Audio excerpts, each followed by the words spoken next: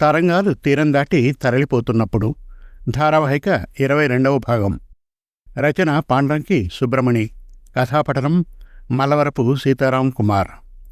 జరిగిన కథ: హైదరాబాద్లో సెంట్రల్ రెవెన్యూ డిపార్ట్మెంట్లో అసిస్టెంట్ డైరెక్టర్గా పనిచేస్తూ ఉన్న నరసింహమూర్తికి అమెరికాలో 3 నెలల ట్రైనింగ్ రావడంతో బయలుదేరతాడు. వెళ్లే ముందు అతని పెదనాన్న భూషణం అక్కడ తెలిసిన వారి వివరాలు చెప్పి కలవమంటాడు. అమెరికా వెళ్లిన నరసింహమూర్తికి రూమ్మేట్గా పాకిస్తాన్కి చెందిన షేక్ అహ్మద్ను అలాట్ చేయడంతో కంగు తింటాడు. కానీ షేక్ అహ్మద్ ప్రవర్తన సజావుగా ఉంటుంది. పెదనాన్నకు తెలిసిన వ్యక్తి శ్రీరామ్ గారి ఇంటికి వెళ్ళిన నరసింహమూర్తి అక్కడ శ్రీరామ్ గారి కూతురు సుజాత పట్ల ఆకర్షితుడవుతాడు. నరసింహమూర్తి తల్లి రిటైర్డ్ హెడ్ మిస్ట్రెస్ వర్ధనమ్మ గారికి ఒక స్కూల్లో ఇన్ఛార్జి పోస్ట్ వస్తుంది. నరసింహమూర్తి చెల్లెలు మాధవికి అక్కడే సీనియర్ టీచర్ ఉద్యోగం వస్తుంది. ఆఫీసులో పనిచేస్తున్న శంకరం పట్ల సదభిప్రాయం ఏర్పడుతుంది వర్ధనమ్మ గారికి. అతనికి కూతురు మాధవికి పరిచయం కల్పిస్తుంది. శంకరం పట్ల తన ఇష్టాన్ని వ్యక్తపరుస్తుంది మాధవి. వీరి విషయం నరసింహులు గారికి తెలుస్తుంది. ఈ విషయంపై భార్యతో సానుకూలంగా స్పందిస్తాడు. నరసింహమూర్తి ట్రైనింగ్ ప్రోగ్రాం పూర్తవుతుంది. ఇండియా వచ్చిన నరసింహమూర్తికి శంకరం గురించి తెలుస్తుంది. ఇక తరంగాలు తీరం దాటి తరలిపోతున్నప్పుడు ధారావాహిక 22వ భాగం వినండి. నరసింహమూర్తి తల్లి పెట్టిన ఉప్మా తిని మజ్జిగ తాగి కారు వైపు నడుస్తూ మాధవిని పిలిచి మాటల దొంతర్లోకి లాక్కుండా ఒకే ఒక ప్రశ్న వేశాడు. నువ్వు శంకరాన్ని చాలా రోజులుగా చూస్తున్నావు గనుక నీకు అతడి గురించి బాగానే తెలుసుంటుంది. కానీ దీనికి మాత్రం బదులియ్యి. శంకరంలో నీకు ప్రత్యేకంగా నచ్చిన అంశం ఏమిటి మాధవి? ఎంతటి వారినైనా వయసన్నది కళ్ళెం లేని గుర్రంలా దిక్కుతోచని దిగంతాల వైపు మోసుకుపోవచ్చు కదా అన్నాడు. మంచి మనస్సు, ఎదుటివారి కష్టసుఖాలను పంచుకోవాలన్న తపన. రెండవ అంశం కూడా ఒకటి ఉందిరా అన్నయ్య, చెప్పేదా? ఊ అన్నాడతను. తోటివారి పట్ల, ముఖ్యంగా స్త్రీల పట్ల అతడికున్న గౌరవభావం. అతనికి ఏమీ అనకుండా తండ్రి నుండి కీ తీసుకొని పోర్టికో వైపు సాగి కారులో కూర్చున్నాడు. శంకరం ఇంట్లోకి ప్రవేశించిన వెంటనే నరసింహమూర్తి దమయంతమ్మ కాళ్లకు, సాంబయ్య కాళ్లకు నమస్కరించాడు. అతని చర్యకు దమయంతమ్మ నివ్వెరపోయింది.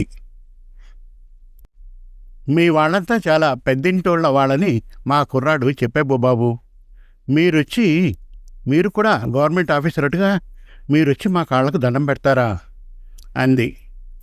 పెద్దవాళ్ళందరూ నాకు అమ్మా నాన్నలతో సమానమే కదండి అన్నాడు నరసింహమూర్తి.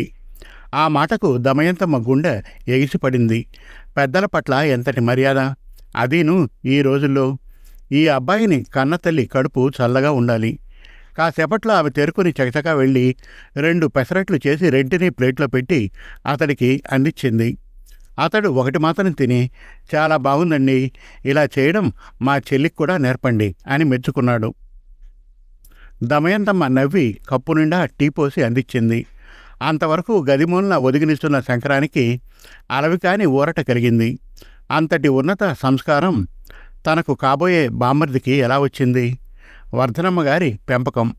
పులి కడుపున పులి కాకుండా పిల్లి పుడుతుందా? అతడు నరసింహమూర్తి వద్దకు వెళ్ళి చేతులు కలిపి అడిగాడు. నా గురించి ఏమైనా అడిగి తెలుసుకోవాలా అని. తల అడ్డంగా ఆడించాడు నరసింహమూర్తి. మీరు నన్ను మొదటిసారి చూస్తున్నారు, నన్ను అడగాలని అనిపించడం లేదా? మీరు మేడం వర్ధనమ్మ గారి వద్ద ఫుల్ మార్కులు తీసుకున్నారు. ఇక నేను అడగడానికి ఏముంది? మరి మీరు మమ్మల్ని ఏమన్నా అడగాలా? లేదంటూ కౌగిలించుకున్నాడు శంకరం. ఇంటి పెద్దలు మంచి రోజు చూసి కబురంపితే నిశ్చితార్థానికి సిద్ధంగా ఉంటాం. నరసింహమూర్తి లేవడానికి సిద్ధమవుతూ అన్నాడు. ఎట్టకేలకు సాంబయ్య నోరు తెరిచాడు. తేదీ చెప్పి మా దగ్గరి బంధువులతో, మా ఊరి గుడి ట్రస్టీలతో కలిసి వస్తాం, సరేనా? అలాగే అంటూ నరసింహమూర్తి నమస్కరించి లేచాడు. ఆ కబురుతో దమయంతమ్మ ముఖాన కాంతి రేఖలు పూచాయి. ఇంటికి అప్పటికప్పుడు పెళ్లి కళ పెళ్ళుమంటూ వచ్చేసింది. కొడుకు వద్దకు వెళ్ళి ముఖాన్ని దగ్గరకు తీసుకుని ప్రేమగా ముద్దు పెట్టుకుంది. మంచోడికి మంచివే జరుగుతారా బిడ్డా? తల్లికి అంతటి సంతోషం కలిగించినందుకు శంకరం లోలోన ఆత్మతృప్తి వెలసిల్లింది. తనయుడికి ఇంతకంటే కావలసిందేముంది? శంకరానికి పెద్దింటి సంబంధం వెతుక్కుంటూ వచ్చేదన్న వార్త వాడంతా పువ్వు తావిలా వ్యాపించింది. నరసింహమూర్తి వచ్చి శంకరం పట్ల తన సానుకూల అభిప్రాయాన్ని తెలియజేసినప్పుడు భూషణం అన్నమాట ఒకటే. పుట్టినవాడు పుట్టినట్లుగానే ఉండిపోతే ప్రతివాడు పుట్టినట్లుగానే జీవితమంతా గడిపేయాలన్న సూత్రం ఒకటి ఉంటే మన భరత జాతికి వాల్మీకి వంటి మహర్షి ఎదురయ్యేవాడా? ప్రపంచ శ్రేయస్సుకే మూలాధారమైన రామాయణం వంటి ఉద్గ్రంథం లభ్యమయ్యేదా? అప్పుడు అక్కడికి వచ్చిన నరసింహులు, భలే బాగా చెప్పేవారు అన్నయ్య అంటూ అన్నయ్యను కౌగిలించుకున్నాడు. అన్నదమ్ములిద్దరూ అలా కౌగిలించుకోవడం చూసి తోడికోడళ్ళిద్దరూ కూడా జాప్యాయానికి తావి ఇవ్వకుండా ఒకరినొకరు కౌగిలించుకున్నారు ప్రతిస్పందనగా. అదంతా లోగిలి గడప వద్ద నుంచి చూస్తూ నిల్చున్న మాధవి సిగ్గుతో మొగ్గై మరింత దూరంగా తొలగి తలవంచుకుని నిల్చుంది. ఆ ఒక్క మాటతో ఆమె అప్పటికే సగం పెళ్లికూతురైపోయింది. విచ్చుకుంటున్న మొగలా వికసిస్తున్న స్త్రీత్వం ఆమెది. మల్లెల సమయమని పలకరించే మోహన రాగమది. మనసును పుష్పించే రాగ సౌందర్యం. పెద్దల సమక్షాన తాంబూలాలు పుచ్చుకున్న వారం రోజుల తర్వాత శంకరం, మాధవి జీవన సహచరులుగా మారారు. వియ్యంకుడు సాంబయ్య తరఫున కొందరు బంధువులు, వియ్యంకురాలు దమయంతి తరఫున మరికొందరు, వాళ్లతో పాటు పోలేరమ్మ గుడి ట్రస్టీలు ఇంకొందరు పెళ్లి విందుకు వచ్చారు. నరసింహమూర్తి ఇంటిలిపాది వాళ్లను సమాదరణతో ప్రత్యుత్థానం చేసి వాళ్లను గౌరవించారు. అలాగాని శంకరం వాళ్ల బంధువుల్ని, వాడలోని మిత్రుల్ని తాము సమాదరించకపోతే రేపు కూతురు వాళ్ల ఇల్లు చేరిన తర్వాత సాంబయ్య దంపతులు వాళ్ల మానాన వాళ్ళు ఉన్నా వాళ్ల దగ్గరి బంధువులు తమకు వ్యతిరేకంగా ఎత్తిపొడుపులు లేవదీస్తారన్నది నరసింహులకి తెలుసు. అలాగే శంకరానికి తెలుసు. ఈ విషయం తన సహధర్మచారిణి మాధవి చెవిన శంకరం చూచాయిగా ముందే వేశాడు. ముఖ్యంగా వాడ జనం అటువంటి విషయాల్లో పట్టింపులకు వెళ్తారని మాధవిని అలర్ట్ చేశాడు. ఇకపోతే వాళ్ళకందరకు అన్నీ అందాయి, కానుకలతో సహా. ఒక్కటి తప్ప. శంకరం వాళ్ల బంధువులకి అందనిది ఒక్కటే, మత్తునిచ్చే సురపానం మాత్రమే. మొత్తానికి త్యాగయ్యవారు పలికినట్లు సమయానికి తగు మాటలాడినట్లే డాక్టర్ నరసింహులు దంపతులు అన్నీ దగ్గరుండి చూసుకున్నారు. వియ్యంకుణ్ణి, వియ్యంకురాల్ని తమతోనే కూర్చుండబెట్టుకుని వాళ్లకు వేర్పాటు భావం వంటిదేది తలెత్తనీయకుండా పరామరిక చేశారు. వినయవంతుడు, నేరాడమ్మరుడు అయిన అల్లుడికి నిజమైన సంతోషం ఎలా కలుగుతుందో భార్యాభర్తలిద్దరికీ తెలియదు. పెళ్లికి వచ్చిన స్కూల్ సిబ్బందిని, ముఖ్య అతిథుల్ని అదే రీతిన తక్కువ కాకుండా సత్కరించారు. మాధవి వాళ్ళింటి ఏకైక పుత్రిక.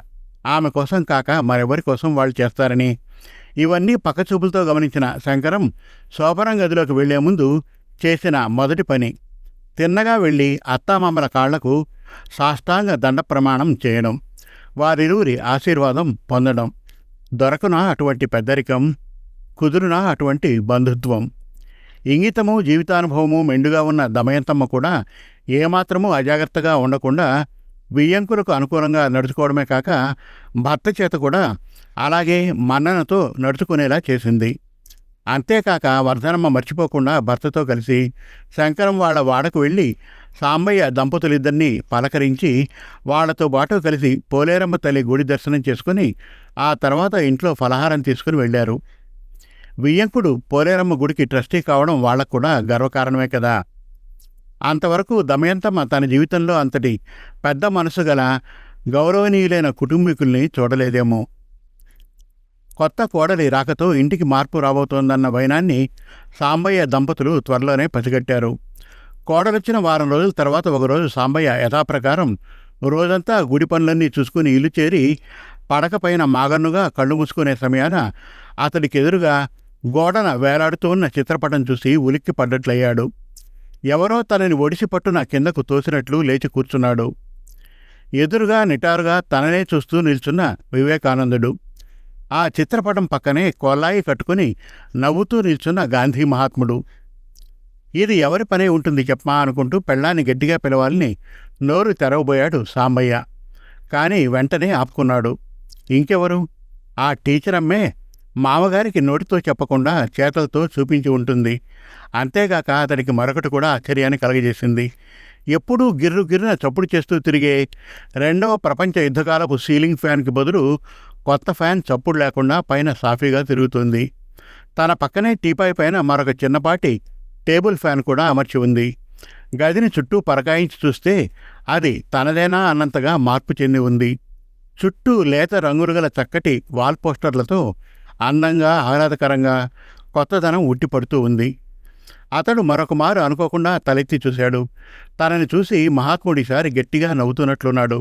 ఒరే సాంబా, వెరివాడా, పుణ్యభూమిలో పుట్టిన భారతీయుడా, మహాశక్తి పోలేరమ్మ గుడికి ట్రస్టీవి అయినా కూడా నగరంలోని పెద్దంటి వాళ్లకు వియంకుడు అయి కూడా ఈ చాటుమాటు వ్యసనాలేమిటి? నిజమైన పెద్ద మనిషిగా మారాలన్న తలంపే నీకు కలగదేమిటి? అంతమంది పెద్ద మనుషుల మధ్య నీ కన్నకొడుకు పరువు తీయాలనే కంకణం కట్టుకున్నావా ఏమిటి? ఆ తర్వాత అటు చూశాడు సాంబయ్య. కాషాయ వస్త్రధారి చెరగని చిరునవ్వుతో అడుగుతున్నాడు. నువ్వెందుకు పుట్టావో తెలుసా? అతని జీవితానికి అర్థమేమిటో ఎప్పుడైనా తెలుసుకోవడానికి ప్రయత్నించావా? కాసేపటి వరకు సాంబయ్య బుర్ర పనిచేయలేదు. నిదానంగా లేచాడు. అతడికేమైందో అతడికే తెలీదు. ఆ రోజు రాత్రి భోజనం చేసి వచ్చిన సాంబయ్య మంచం కింద తన కోసం భార్య ఉంచిన మందు బాటిల్ ముట్టుకోలేదు. ముట్టుకోవాలనిపించలేదు. గుండెల్లో గుడుగంటలు గళ్ళున మ్రోగుతూనే ఉన్నాయి రాత్రంతా. మర్నాడు పొద్దుట నిద్రలేచి చూసేటప్పటికి ఎదురుగా గాంధీగారు బోసినొట్టుతో నవ్వుతున్నారు. వివేకానందుడు గంభీరంగా చూస్తూ నిల్చున్నాడు. నువ్వెందుకు పుట్టావో తెలుసా అని అడుగుతున్నట్లు. ఆ మధ్య చెల్లి పెళ్లి వ్యవహారంలో బిజీగా ఉన్న నరసింహమూర్తికి నార్త్ కరోలినాకి ఫోన్ చేయడానికి, కాబోయే అత్తమామలతో కుదురుగా మాట్లాడడానికి వారం రోజులు పట్టాయి. సంపర్కం చేసుకోవడానికి అటు ఇటుగా కాస్తంత ఆలస్యం కావచ్చని అతడు యుఎస్ విడిచి వచ్చేటప్పుడు చెప్పే వచ్చాడు. కావున వాళ్లే ఇంటి పెద్దలతో మాట్లాడేవారు. పెళ్లి ఏర్పాట్ల గురించి అడిగి తెలుసుకునేవారు. ఇకపోతే ఇటు నుంచి తన పెదనాన్న వాళ్లకు టచ్లో ఉంటారని అక్కడి వాళ్ళందరికీ భరోసా ఇచ్చి మరీ వచ్చాడు. ఆ రోజు సుగాత్రమ్మ గారితో, ఆ తర్వాత శ్రీరామ్ గారితో విడివిడిగా మాట్లాడిన తర్వాత అతడు సుజాతకు ఫోన్ ఇవ్వమన్నాడు. కానీ అప్పుడప్పుడే కారులో తను టీచింగ్ చేస్తున్న స్కూలుకు వెళ్ళిపోయిందని సుగాత్రమ్మ బదులివ్వడంతో అతడికి నిరాశ కలిగింది. సుజాత కమ్మని కంఠస్వరం విని చాలా రోజులైంది. అతడికలా నిస్పృహ కలగడానికి కారణముంది. ఆమెకు ఒక ప్రేమపూర్వకమైన థ్రిల్లింగ్ న్యూస్ ఇవ్వాలనుకున్నాడతను. సుజాతకు ఇష్టమైన రీతిలో, నవ్యమైన పద్ధతిలో మంగళసూత్రం తయారు చేయడానికి పెదనాన్నగారు, పెద్దమ్మగారు బాధ్యత తీసుకున్నారని, అంతేగాక తను అమ్మా నాన్నల్ని మాధవిని వెంటబెట్టుకుని కాంచీపురం వెళ్ళి ఆమె స్కిన్ టోన్కి నప్పేటట్లు నిశ్చితార్థానికి, పిమ్మట పెళ్లికి పట్టుచీరలు సెలెక్ట్ చేశాడని చెప్పడానికి తహతహలాడాడు. కానీ ఆ రోజు సుజాత కాస్తంత పెన్నలకడే వెళ్ళిపోయినట్లుంది. ఆశించినవన్నీ అనుకున్నట్లు జరగవు కదా. అప్పుడు అక్కయ్యకు బదులు మోహన ఫోన్ అందుకుని సుజాత దినవారీ చర్యల గురించి వివరించింది. అక్కడి ఇండియన్ కల్చరల్ అసోసియేషన్ కార్యకలాపాలు చూసుకోవడంతో పాటు ఆల్స్టోన్ విలేజ్లో ఉన్న బ్రిడ్జ్ ఎలిమెంటరీ స్కూల్లో పిల్లలకు వారానికి 2 సార్లు డ్రాయింగ్ క్లాసులు నడుపుతూ ఉందని, మరొక వికలాంగుల స్కూలు కౌన్సిలింగ్ సెంటర్కు వెళ్ళి ఒక రోజంతా అక్కడి పిల్లలకు ఆటపాటలు నేర్పుతుందని, ఇంకా టైం కానీ మిగిలితే కౌంటీలో ఉన్న లేడీ వెల్ఫేర్ సెంటర్లో లేడీస్తో చర్చలు జరిపి కూడా వస్తుందని, వాళ్ళ అక్కయ్యకున్న పోర్ట్ఫోలియోని ఉన్నదన్నట్లు అప్పచెప్పింది. అంతా చెప్పి అక్కడున్న ఆనవాయితీ ప్రకారం సారీ అని ముగించింది. కానీ ఏది ఎలాగున్నా అతడికి మాత్రం ఊరట కలగలేదు. తను ఆమెకు ఫోన్ చేయనని, కొన్ని రోజుల పాటు టచ్లో ఉండలేనని చెప్పాడు. వాస్తవమే. మరి ఇరు దేశాల కాల ప్రమాణాలు ఒకటినొకటి ఎంతగా క్లాష్ అయితే మాత్రం తనే తీరిక చూసుకుని అతడికి ఒకసారి ఫోన్ చేయవచ్చుగా. కానీ వెంటనే తన మందకొడి తనపు ఆలోచనల నుండి తేరుకున్నాడతను. వేక్ కౌంటీలో అంతటి ప్రముఖ వ్యాపార కుటుంబంలో పుట్టిన అమ్మాయి అన్ని వ్యాపకాలు ఒక్కతే ఎలా చూడగలుగుతోందో. ఇకపోతే సుగాత్రమ్మ ఎంతటి డాషింగ్ పర్సనాలిటీ గల స్త్రీ అయినా, బిజినెస్ డిగ్రీ తీసుకున్న విద్యావంతురాలైనా ఆమె మాత్రం ఎంతకాలమని భర్తకు మరిదికి చేదోడుగా ఉండగలదు. సుజాత కూడా ఆమెతో చేరి సాధ్యమైనంత మేర బరువు బాధ్యతలో పాలు పంచుకోవాలి కదా. ఎందుకంటే సుగాత్రమ్మ గారి తోడికోడలు వైదేహి అంత డాషింగ్ లేడీలా అతడి కళ్ళకు కనిపించలేదు. మక్కీకి మక్కీగా గాజువాక ప్రాంతానికి చెందిన అచ్చు తెలుగు గృహిణిలాగే గోచరించింది. ఇంకా చెప్పాలంటే తిరుపతి మాడ వీధిలోని పూజారుల ఎండ్ల కుటుంబ స్త్రీలాగే ఉంటుందావిడ. మరి ఏ మాటకు ఆ మాటే చెప్పుకుంటే అందరూ ఒక్కలాగే ఉండరు కదా. ఏది ఏమైతే మటుకు వైదేహి మంచి మన్ననతో యుగోలకు దూరంగా ఉంటూ తోడికోడలతో సర్దుకుపోతుందిగా. తను ఇండియాకు బయలుదేరుతున్నప్పుడు ఆమె తనకేదో తినడానికి ఇస్తున్న నెపంతో లోపలకు పిలిచి ఒక మాట అడిగింది. తలచుకుంటే బాధపడాలా లేక నవ్వుకోవాలా అన్నది తెలుసుకోలేకపోతున్నాడు. నాయనా అల్లుడు, నీకు తమ్ముడు లేడు కదూ? తను లేడని బదులిచ్చాడు. ఆమె అంతటితో ఊరుకుందా? లేదు. మరి మీ పెదబాబు గారింట్లో తమ్ముడు అన్నయ్య ఉండాలి కదా అని కూడా అడిగిందామె. తన పెద తండ్రికి బిడ్డలు లేరని చెప్పి ఆమె వేస్తున్న ప్రశ్నల వెనక ఉన్న అంతరార్థాన్ని గ్రహించాడు. మోహన గురించే అడిగి తెలుసుకుంటుందని. కానీ అమెరికాలో పుట్టి పెరిగిన కన్న కూతురు మనోభావాల జీవన స్రవంతి గురించి, జీవిత దృక్పథాల గురించి ఆమెకు పూర్తిగా తెలియదేమో. తెలియదంటే ఎలా కుదురుతుంది? రేపో మాపో తెలిసే తీరుతుందిగా. మానసికంగా, సాంస్కృతిపరంగా తన కూతురు భారతదేశంతో మమేకం కాలేదని. మర్నాడు అతడు అమెరికా టైమింగ్స్ని గుర్తుపెట్టుకుని ఆఫీసు నుండి వచ్చిన వెంటనే సుజాత ఫోన్ చేస్తుందని. సారీ మూర్తి, నేను నా సెల్ ఫోన్ని ఎక్కడో పెట్టి వెళ్ళిపోయాను. ఇప్పుడు మీరెలా ఉన్నారు ప్రియా అని హొయలు వలకబోస్తూ వయ్యారాలు చిలకరిస్తూ పలకరిస్తుందని ఎదురు చూశాడతను. కానీ సుజాత ఫోన్ చేయలేదు. నరసింహమూర్తి మనస్సు కలుక్కుమంది. తనకు తెలుసు, సునీత హృదయరాలైన సుజాత తననెప్పటికీ అలక్ష్యం చేయదని. మిన్ను విరిగి పడినా, భూమి 2 ముక్కలుగా చీలిపోయినా తన సుజాత ఏనా తనను నిర్లక్ష్యం చేస్తుంది? కానే కాదు, ఏదో జరిగి ఉంటుంది. అక్కడంతా విపరీతంగా మంచు కురుస్తున్న సమయం కదా. అక్కడెక్కడో కమ్యూనికేషన్స్కి విఘాతం కలిగి ఉంటుంది. లేదా సుజాత ఎక్కడో మంచు తుఫానులో చిక్కుకొని ఫ్రెండ్స్ వాళ్ళ ఇంట్లో తల దాచుకొని ఉంటుంది. మంచు తుఫాను కొన్నిసార్లు ఎడారి తుఫాను కంటే ఘోరంగా ఉంటుందని తను విన్నాడు. అసహనాన్ని అంటుకుంటూ అహాన్ని పక్కన పెడుతూ తనే సుజాత సెల్కి కనెక్ట్ చేశాడు. సుజాత ఫోన్ రింగ్ అవుతూనే ఉంది, కానీ అక్కడి నుంచి ఎటువంటి స్పందన లేదు. ఇక ఉగ్గబట్టలేక అతడు సుగాత్రమ్మ గారికి కనెక్ట్ చేశాడు. పెద్దమ్మగారి తరఫున ఆరిందాల మళ్ళీ మోహన అందుకుంది. సారీ బావుగారు, ఆ రోజున అక్కయ్యకి మీరు ఫోన్ చేసి నా విషయం చెప్పాను. బహుశా తన గదిలోకి వెళ్ళి మీతో విడిగా మాట్లాడుతుందనుకున్నాను. అంతేకాదు, మర్నాడు ఆదరాబదరాగా వెళ్తూ సెల్ ఫోన్ తీసుకెళ్లడం కూడా మర్చి వెళ్ళిపోయింది. వికలాంగుల పిల్లలకేదో సైకియాట్రిక్ కౌన్సిలింగ్ ఉందంటూ. ఈరోజు కూడా బ్రిడ్జ్ ఎలిమెంటరీ స్కూల్లో కోఆర్డినేటర్గా సాయంత్రం పేరెంట్స్ మీట్ ఉందని రావడం ఆలస్యమవుతుందని చెప్పి వెళ్ళింది. ఇంతకు అక్క మీతో మాట్లాడలేదన్నమాట. ఆ మాటకు బదులివ్వకుండా మాటను దాటవేస్తూ బిజినెస్ టోన్తో అడిగాడు నరసింహమూర్తి. మీ తమ్ముడు లేడా అని. అబ్బా, వాడు లేడు. మా నాన్న, మా పెదనాన్న వాడికి వ్యాపార వ్యవహారాల్లో ఎక్స్పోజింగ్ ఇవ్వడానికి కస్టమర్స్ మీట్స్కి తీసుకెళ్ళిపోతూ ఉంటారు. వాడి ద్వారా కొన్ని లావాదేవీలను స్వయంగా క్లించి చేయిస్తూ ఉంటారు. ఈరోజు పెద్దమ్మ కూడా వాళ్ళతో కలిసి వెళ్ళినట్టుంది బావా. మరి నువ్వు కూడా మీ తమ్ముడితో కలిసి వెళ్ళి వ్యాపార కిటుకులు నేర్చుకోవచ్చు కదా. నీకు ఎలాగూ అమెరికా విడిచి ఇక్కడికి రావాలని లేదుగా. అందులో అమెరికా ప్రపంచ దేశాల ఫ్రీ ట్రేడ్కి కేంద్ర బిందువు కదా. అబ్బో, కుదరనే కుదరదు. బాహ్య జీవితం వేరు, లోపల నాలో మొలకెత్తే మూడ్స్ వేరు. ఇప్పటికిప్పుడే డబ్బుల గలగలల్లో కూరుకుపోవడం నాకు ఇష్టం లేదు. ఇక్కడున్న ఫెడరల్ సెక్యూరిటీ డిపార్ట్మెంట్లో ఉద్యోగం దొరకవచ్చు.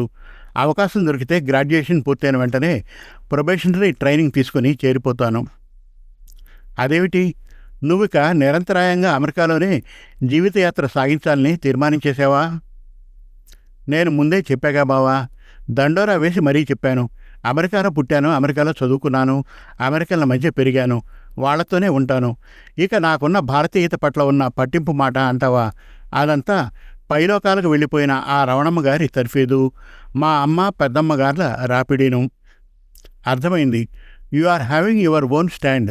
సరే, మీ అక్కయ్య పనిచేసే స్కూల్ ఫోన్ నెంబర్ చెప్తావా మోహనా? 2-3 ఇన్స్టిట్యూట్స్కి వెళ్తుంది. అవేమిటో నాకు తెలియదు బావా.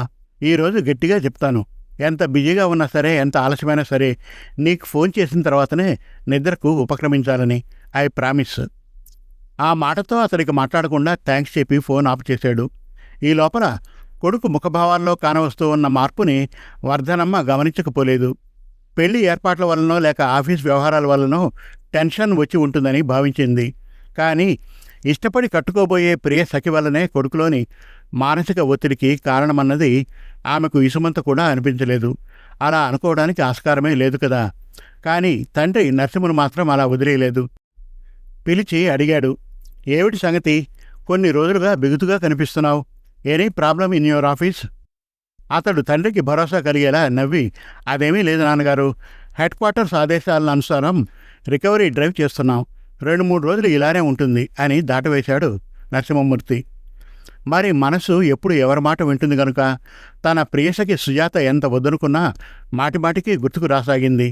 చివరకు చీకటి పూట నిద్ర వాకిటి వరకు వచ్చి నిల్చుంటుంది. తనను తేరి చూస్తూనే మౌనంగా మరలిపోతుంది. చెట్టు పైకెక్కిన పులికి మళ్ళీ చెట్టు కిందకి దిగడం తెలియనట్లు మనస్సు మనిషికి ఆశించడమే నేర్పుతుంది, నేర్పుగా తొలగిపోవడం నేర్పించదు కదా. ఇంకా ఉంది. తరంగాలు తీరం దాటి తరలిపోతున్నప్పుడు ధారావాహిక 23వ భాగం త్వరలో. మరిన్ని చక్కటి కథల కోసం, కవితల కోసం, వెబ్ సిరీస్ కోసం మనతెలుగుకథలు.com విజిట్ చేయండి. Thank you.